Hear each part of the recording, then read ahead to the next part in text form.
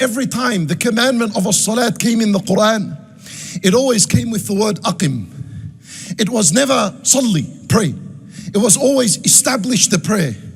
Just in one place, which is Surah Al-Kawthar, Inna a'tainaka al-Kawthar, fasalli li rabbika wanhar.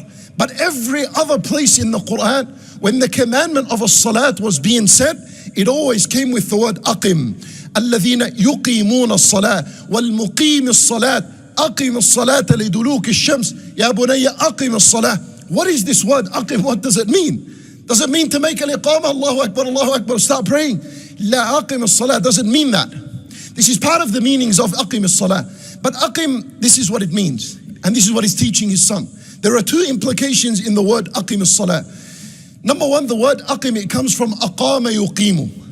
Aqim, it literally means it's used in building when you make something stand.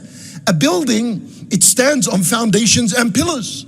If there are no foundations and no pillars, impossible for a building to go up. So when he says to him, Aqim As-Salah, he's saying to him, my son, your foundation of your iman is going to be as-salat. If you do not have salat pillars in your life, and there are 5 pillars, if you do not have them in your life, impossible that you can grow a relationship with Allah Azza wa Jal. What are you going to build upon?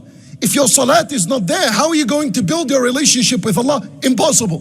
So he says to him, Aqim As-Salah, understand that as-salat, after you understand that Allah is watching over all things, begin to establish your salat. Put the pillars first. Then the other implication is this.